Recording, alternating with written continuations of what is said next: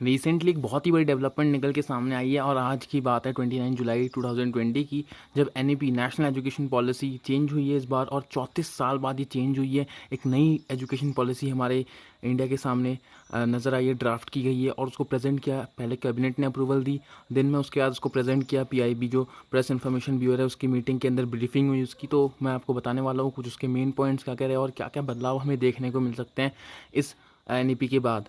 तो एनईपी जो कि 34 साल बाद, तो बहुत खुशी की लहर है। आप देखेंगे तो बिल्कुल ट्विटर पे ट्रेंड ही कर रहा है हैशटैग एनईपी, और काफ़ी मंत्री जो हैं और डिफरेंट स्टेट्स के जितने भी सीएम हैं जो रिलेट कर पा रहे हैं इस चीज़ को अपने से, क्योंकि बहुत सारी चीज़ें ऐसे खोल दी इन्होंने कि रीजनल लैंग्वेजेस के बारे में बच्चों को पढ़ाया जाएगा ये सब कुछ।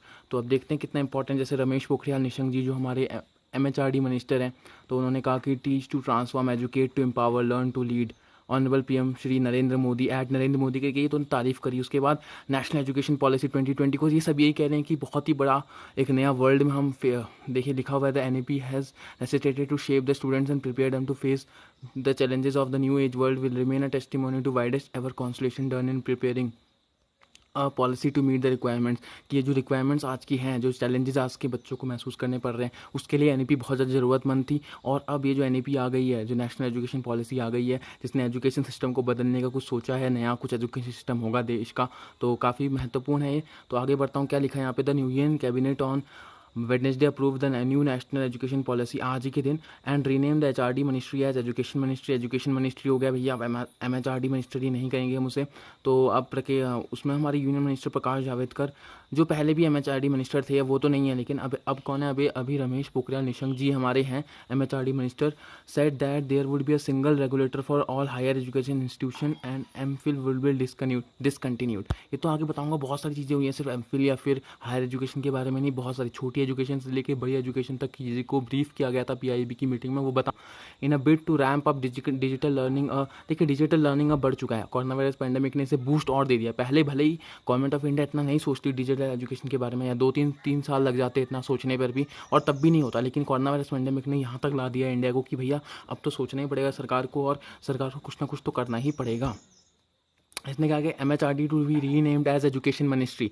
एमएचआरडी जो थी हमारी ministry of human resource and development, उसको रीनेम कर दिया भैया, किस नाम पर, एजुकेशन मिनिस्ट्री हो जाएगी भैया। क्योंकि देखिए काफ़ी बार आपने देखा होगा रमेश पोखरियाल निशंक जी हमेशा मोस्टली हमेशा ही जो है एजुकेशन के बारे में बात करते थे। तो एजुकेशन मिनिस्ट्री तो एमएचआरडी का देना हुआ, ऐसे करके क्या पता उन्होंने सोचा, और एजुकेशन मिनिस्ट्री सिंपल वे बिल्कुल मुंह पे आएगा जबान पे। पहले एमएचआरडी बोलने में ही सिर्फ हम एक्रोनिम बोल पाते थे, उसका फुल फॉर्म कोई नहीं बोलता था। अब एजुकेशन मिनिस्ट्री हर कोई बोल पाएगा, एक तरीके से वो एजुकेशन के लिए पूरी डिवोट हो जाएगी। तो देखते बहुत ही बड़ा निर्णय, क्योंकि एजुकेशन मिनिस्ट्री अभी तक थी नहीं इंडिया की, उसको भी ह्यूमन रिसोर्स पे डाला हुआ था। तो एजुकेशन एक अलग डिपार्टमेंट बन जाएगा अच्छी तरीके से, जिसके ऊपर अच्छी तरह से ध्यान दिया जाएगा। तो पहली एनईपी जो थी वो 1986 में थी, उसका बाद अपडेट किया गया 1992 में। और 2014 की बात है कि जब जो घोषणा पत्र था ना भाजपा का, उसमें उन्होंने बोला था कि भैया हम ना एनईपी में सुधार लाएंगे और नई एनईपी लाएंगे, एक नया एजुकेशन सिस्टम लाएंगे, क्योंकि एजुकेशन सिस्टम को समझा जाता है रट्टा मार, मैंने रट्टा मार लिया तूने जीत दिया, ऐसा होता था। तो कहीं ना कहीं उसको चेंज करने की जो बीजेपी की रणनीति थी 2014 में, तो वो दी गई थी। और इसको जो ड्राफ्ट करने का the committee with suggested changes in the education system under NEP, इसको जो ये सबको जो ड्राफ्ट कर रही थी जो टीम, उसका हेड कौन कर रहा था, इसरो के जो एक फॉर्मर चीफ थे के कस्तूरी रंजन।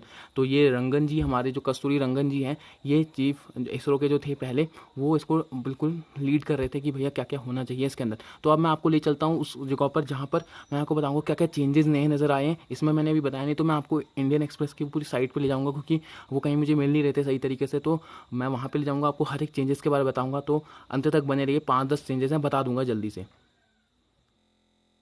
तो मैं आ चुका हूँ यहाँ पे हिंदुस्तान टाइम्स के इस आर्टिकल पे। यहाँ पे लिखा है उन्होंने, school complex to be used for adult education courses after school hours. जितने भी स्कूल कॉम्प्लेक्सेस उनको यूज़ किया जा सकता है कि अडल्ट एजुकेशन प्रोवाइड करने के लिए बच्चों को स्कूल आवर्स के बाद, यानी कि समझ लीजिए जैसे सुबह 7 से 2 बजे तक स्कूल होता है, उसके बाद 2 बजे के बाद इन इंफ्रास्ट्रक्चर को भी यूज़ किया जाएगा, कि ताकि और जो एजुकेशन होती है वोकेशनल सब्जेक्ट्स के बारे में या फिर दूसरी चीज़ों के बारे में जो नर्चर करती है बच्चों को दूसरे अदर देन सब्जेक्ट्स के बारे में, उसके बारे में बताया जाएगा। और आगे बताया जाता है यहाँ पे कि मोर फोकस ऑन वोकेशनल, वही वोकेशनल स्टडीज़ के ऊपर किस तरीके से फोकस डाला जाएगा कि भैया ऐसी ऐसी चीज़ें आपको पढ़नी है कि नहीं पढ़नी। अब होता है क्या, देखिए प्लम्बर की जॉब है, उसको आप अगर बच्चे को सिखा देते हैं, अब किसी बच्चे का मन होता है कि भाई वो कारपेंट्री करे, आप ऐसे फर्नीचर बनाए अच्छी तरीके से, उसको डिज़ाइन करे, अब बाद में जाके वो बीटेक वीटेक कर लेगा तब जाके वो सोचेगा। तो इससे सर वोकेशनल ट्रेनिंग है भाई, उसे पहले पता लगेगा कि भाई स्कूल कि मेरे को यही सब्जेक्ट चुनना है, कारपेंट्री चुननी है, फिर सब सब कुछ। तो उस हिसाब से वो अपने आप को नर्चर कर पाएगा और उसको एक असहज महसूस नहीं होगा। समझ लीजिए असहज मतलब आप एक बच्चे को रखते हैं साइंस स्ट्रीम वाले को इधर इस लेवल पे रखते हैं, और एक बच्चे को रखते हैं ह्यूमैनिटीज स्ट्रीम वाले को इधर। वोकेशनल तो भाई बात ही छोड़ दो, फिर तो आप बात ही नहीं करोगे वोकेशनल के बारे में। तो उसको भी एक लेवल तक लाएगा कि भाई साइंस स्ट्रीम जितनी जरूरी है। आप मुझे बताइए, साइंस इंजीनियर क्या अपने घर में फर्नीचर नहीं रखता होगा? तो क्या कारपेंटर को इतनी इज्जत देनी नहीं चाहिए थी क्या? आप आईएएस ऑफिसर को इतनी इज्जत देते हैं, लेकिन कारपेंटर को इतनी इज्जत देते हैं, हाथ भी नहीं दिख रहा होगा आपको। मतलब जितना अगर आईएएस को, तो इतना कारपेंटरी को भी बहुत नीचे। तो इज्जत देने का मतलब ये होता है कि आपने बच्चे को भी सिखाया नहीं कि ये सब बराबर ही जॉब होती है भैया। और आपने इसलिए नहीं सिखाया क्योंकि जब आपका बच्चा स्कूल पढ़ा था ना, जब आपका बच्चा आईएएस बनने की तैयारी कर रहा था कि भैया वोकेशनल ट्रेनिंग ये सब चीज़ें तो खाली जो बच्चे पढ़ना, जिनको पढ़ना लिखना नहीं आता, जैसे पढ़ते नहीं वही सब करते हैं। तो ये सब जो बिल्कुल बेकार सोच है, जिनका पैशन जो अलग होता है, पैशन के हिसाब से चीज़ों को बांटा गया है, वही वोकेशनल ट्रेनिंग का असली मतलब है। इंडियन साइन लैंग्वेज में भी बात की जाएगी बच्चों के साथ। उसके बाद केवी में भी जो यहाँ पे न्यूज़ आ रही है, यहाँ पे केवी के अंदर भी जो प्री स्कूल सेक्शन है, नर्सरी एलकेजी ये सब प्ले स्कूल ये सब खोला जाएगा। उसके बाद सेकेंडरी हायर एजुकेशन के अंदर जो एनसीसी विंग्स होती है, इनको मिनिस्ट्री ऑफ डिफेंस के अंडर लिया जाएगा सीधा, ताकि मिनिस्ट्री ऑफ डिफेंस इतनी मजबूत चीज़ है जो अगर समझ लीजिए, अगर कोई एनसीसी की ट्रेनिंग दे रहा है स्कूल में, एक दो टीचर सही होंगे जो कि बिल्कुल ट्रेंड होकर आते हैं, लेकिन वो भी एक इन्वायरमेंट प्रोवाइड नहीं कर पाते उन 50-60 एनसीसी बच्चों को, कैडेट्स को। तो इस हिसाब से अगर मिनिस्ट्री ऑफ डिफेंस के अंदर जाएगा, तो जो आर्मी का कैंटोनमेंट वाला इलाका है वो उसको अगर संभालेगा, उस जगह के स्कूल उन एनसीसी कैडेट्स को अपने आप को ट्रांसफॉर्म करने में मेंटरशिप प्रोवाइड हो पाएगी, कोचिंग प्रोवाइड हो पाएगी, free boarding facility in JNV, Jawaharlal Nehru वो विद्यालय है जो उसमें नवोदय विद्यालय है, उसमें free boarding facility, digital learning के लिए पूरी एक डेडिकेटेड यूनिट बनाई जाएगी। उसके बाद यहाँ पे लिखा है जो SC ST है उनके लिए, मतलब जो पिछले वर्ग में सारे पिछड़े वर्ग हैं उनके लिए बिल्कुल एक नेशनल स्कॉलरशिप स्कीम्स को एक्सपैंड किया जाएगा ताकि उनको अच्छी तरीके से मिल पाए। और यहाँ पे टीचर्स के लिए भी काफ़ी कुछ है, और डिसेबिलिटीज़ वाले जो स्टूडेंट्स हैं उनके लिए काफ़ी कुछ दिया गया है, जैसे कि दिव्यांग स्टूडेंट्स जितने भी होते हैं उनके लिए काफ़ी कुछ नई अपॉर्चुनिटीज़ दिखाई जाएगी। और एक तरीके से उनका उपहास या मजाक ना उड़ा करके उनको एक साथ शामिल करके उनको भी वही सारी सुविधाएं से लैस किया जाएगा जिन सुविधाएं से आम बच्चा बिल्कुल होता है। तो काफ़ी कुछ तो ऐसा है कि हम सिर्फ भाव में सोच रहे हैं, लेकिन इसको पूरा करना मुश्किल है।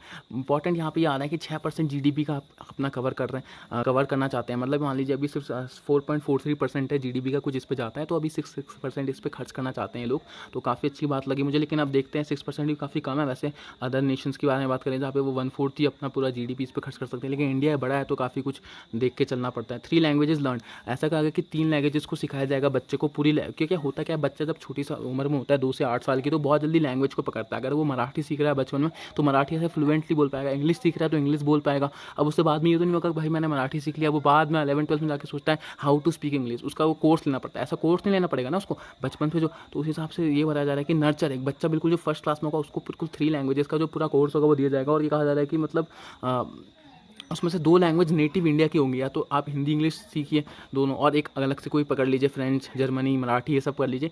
तो 2 तो होनी चाहिए इंडिया के अंदर जो बोली जाती है उनमें से, ठीक है। Medium on infrastructure will be local, ये मीडियम ऑफ इंस्ट्रक्शन ये होगा कि भैया जहाँ पे ई लर्निंग प्लेटफॉर्म्स हैं वहाँ पे 8 भाषाओं में यहाँ पे बोला गया कि ये बताया जाएगा कि भैया ये 8 भाषा से, समझ लीजिए इंग्लिश हिंदी में तो होगा ही प्रोग्राम, उसके बाद ये हो जाएगा कि मराठी ये सब, उड़िया बंगाली तमिल तेलुगु उसमें भी होगा, ठीक है। ये बोला standardise Indian sign language to be standardised across the country, जो साइन लैंग्वेज इंडिया के अंदर यूज़ की जाती है उसको पूरा देश में एक जैसी करनी होगी कि भाई यहाँ पे अलग बोल रहा है तू और यहाँ पे अलग बोल रहा है, ऐसा नहीं होना चाहिए। और no hard separation of streams और ऐसा फ्लेक्सिबिलिटी होनी चाहिए कि भैया मुझे अगर हिस्ट्री के अंदर भी मैथ्स लेते हो मैं मैथ्स ले सकता हूँ, और अगर मैं वो वोकेशनल सब्जेक्ट लेता हूँ सब ले सकता हूँ। ऐसा नहीं होना चाहिए कि भाई फिजिकल एजुकेशन जरूरी है या फिजिकल एजुकेशन लेने दे ही नहीं रहे मुझे, ऐसा नहीं होना चाहिए, ठीक है। तो ऐसा ही उन्होंने किया हुआ है यहाँ पे। तो यही कुछ है सारे पॉइंट। एक्सपेरिएंशियल लर्निंग होनी चाहिए, प्रैक्टिकली जितना भी बच्चे को सिखा दिया पढ़ा दिया रटा दिया ये सब कुछ होगा नहीं, ऐसे सबसे कुछ होता नहीं। जॉब मिलती है ना कुछ मिलती है, स्किल डेवलपमेंट नहीं होगा तब तक कुछ नहीं हो पाएगा। स्किल डेवलपमेंट होता है बच्चा जो चीज़ आम जन पे कर रहा है, घर पे रह रहा है, घर पे रह के ब्रश भी कर रहा है तो किस हिसाब से ब्रश कर रहा है उस हिसाब से उसको सिखाया जाएगा। अगर वो खेल रहा है तो किस हिसाब से शॉट लगाए, किस हिसाब से वो फिजिक्स अपने शॉट्स में फिजिक्स लगाए कि यहाँ पे शॉट लगाऊं, बॉलिंग में किस तरह से फिजिक्स लगाए। अब किसी भी स्पोर्ट्स की बात कर लीजिए उसको प्रैक्टिकलिटी देगा और उसमें कंसेप्चुअल लर्निंग देगा। This is all the end of the lenses.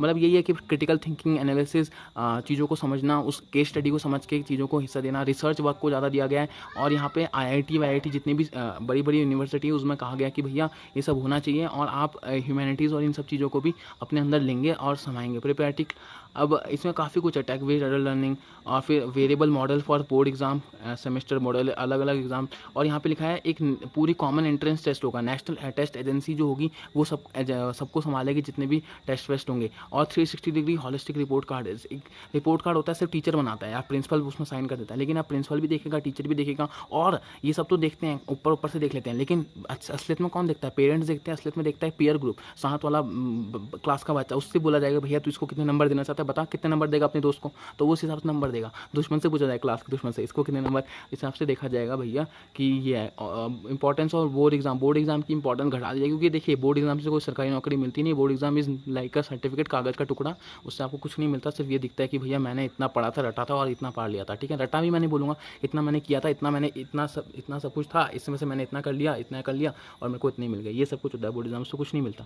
ठीक है, national curricular and pedagogy framework to be developed by NCERT, जितना भी नेशनल करिकुलम है वो सब वापस एनसीईआरटी से। और यहाँ पे क्या लिखा है, financial autonomy to given to 45 के एफिलेटेड, या क्या बोल रखा है, देखिए देयर आर 45,000 एफिलेटेड, उसमें से आगे कि मल्टी डिसिप्लिनरी सब्जेक्ट्स के ऊपर ध्यान दिया जाएगा, यानी कि बहुत सारे अलग अलग सब्जेक्ट्स के ऊपर भी देखा जाएगा। अगर आपका एक कॉलेज बीटेक है तो उसमें नहीं, बीटेक ही नहीं, आप उन्हें केस स्टडीज़ भी दीजिए, रिसर्च वर्क भी दीजिए बच्चों को, कि भाई बताइए अगर आप किसी गाँव में चले जाते हैं तो अपनी चीज़ टेक्नोलॉजी का उपयोग कैसे कर पाएंगे, तो इस हिसाब से भी देखा जाएगा कि कितना है। ई कंटेंट जो कि रीजनल लैंग्वेज में है ही, उसका न्यू पॉलिटिकल करिकुलर, ये देखिए ये इंपॉर्टेंट है। देखिए एक स्ट्रक्चर है, देखिए यहाँ पे लिखा कि extend 10+2 structure in school examination will be modified with a new pedological and curricular structuring 5+3+3, जिसमें 3 से 18 करंटली 3 से इज नॉट कवर्ड इन 10+2।